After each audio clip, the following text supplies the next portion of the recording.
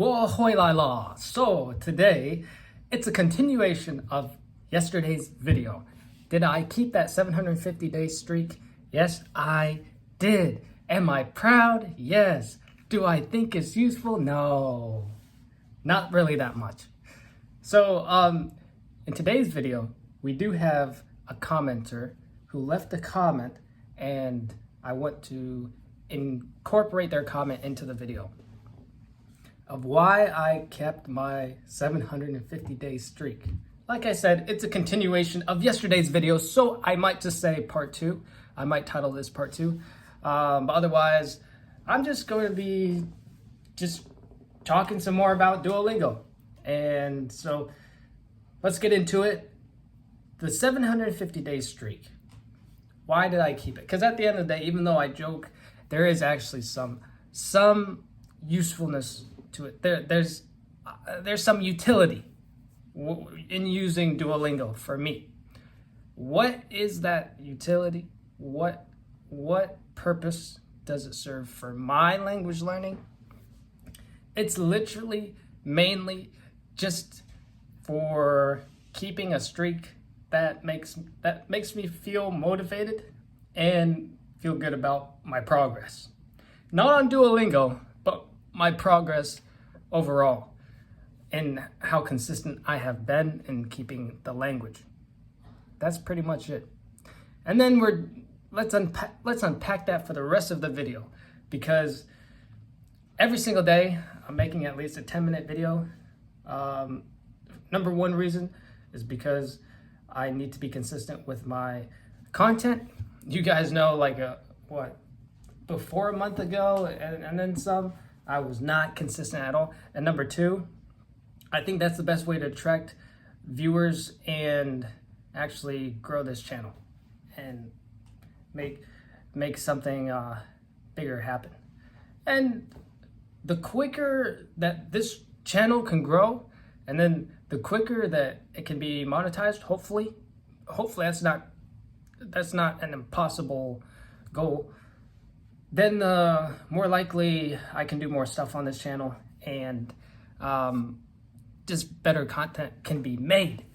Anyway, so the unpacking of why keeping a streak like Duolingo is useful is because, you want to feel like you're consistent. You want to feel like you're actually doing something, that all your work means something.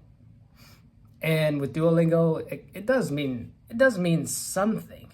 If you've kept your streak for 750 days on Duolingo, that more likely than not means that you have been practicing the language every single day. In one way, shape, or form, you have been keeping the language. Now let's read this commenter's comment. It's this commenter's name is Kai Heischer Sky. That's the name. That's the name of this commenter. And they commented, it's helpful, Duolingo, it's helpful for starting learning languages, but in the long run, it's useless. It's very helpful for learning Chinese radicals, but horrible for speaking like a native. Now let me comment on this comment. I would say it's perfectly said, like I responded to them. Perfectly said. It's true.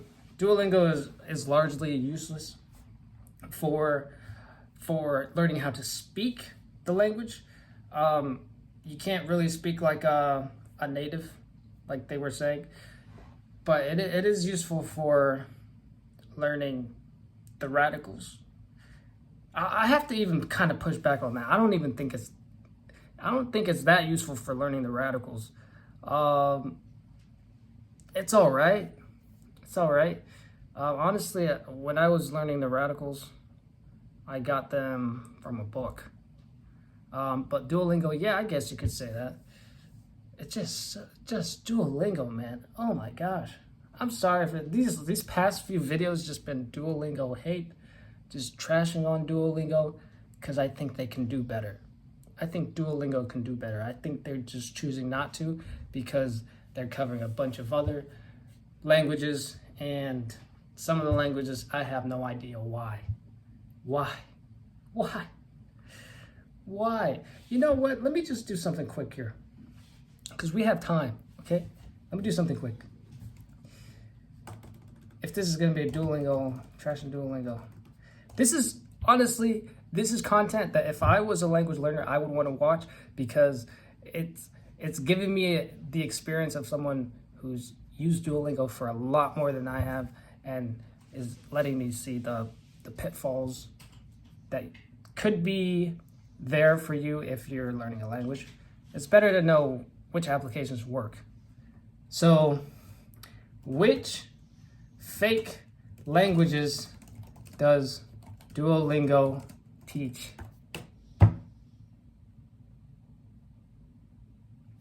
Okay.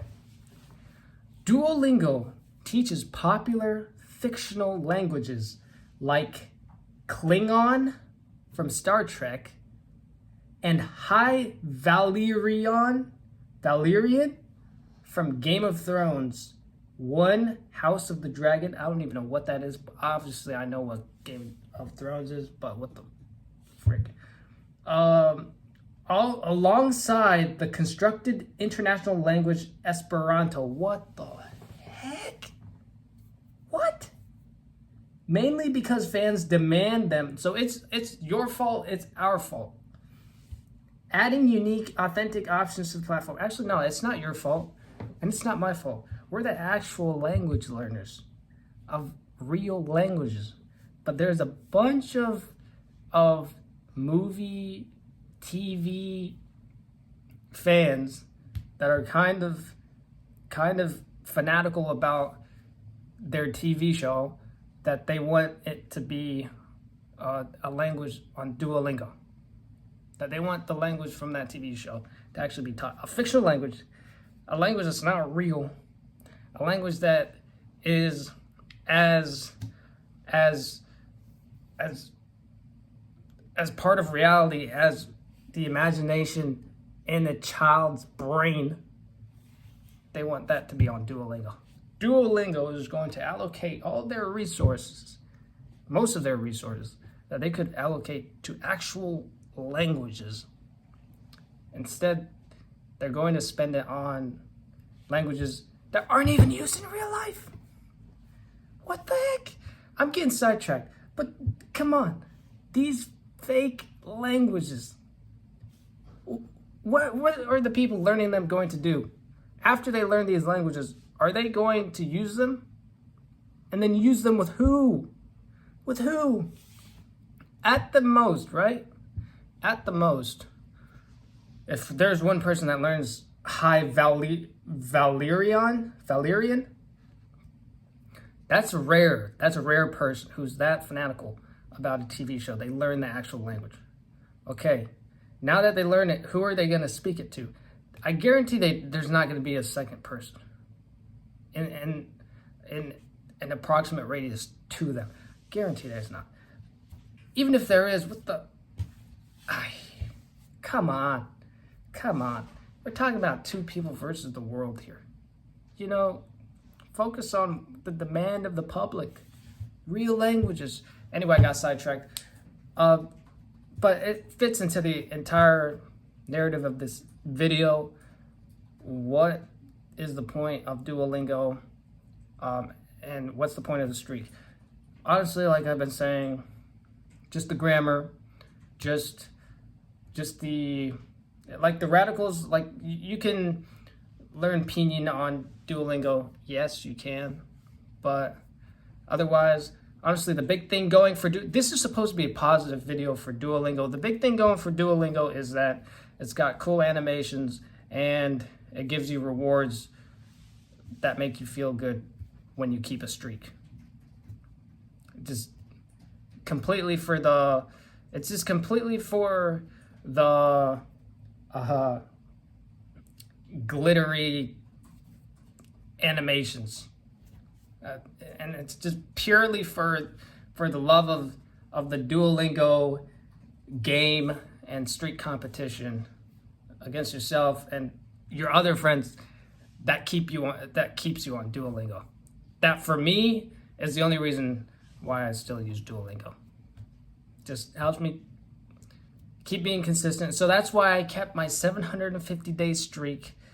Otherwise, I have a lot more critiques on Duolingo than I do just compliments. A lot of critiques, and I think you guys feel the same way. This entire video, honestly, it kind of was just like yesterday's video, a little more detail and just a little more commentary. Honestly, it's a lot of commentary that I'm going to be doing every single day on these videos, whenever it's something like this, because like there's so much content. I just talk off the top of my head. But of course, we're gonna have more of those character series. The 龙小汉 podcast. 你们会喜欢未来的我会拍的视频. You guys will like it, I think. But otherwise, channel growing organically and things happening. Hopefully things are happening with your language too. 我们明天见.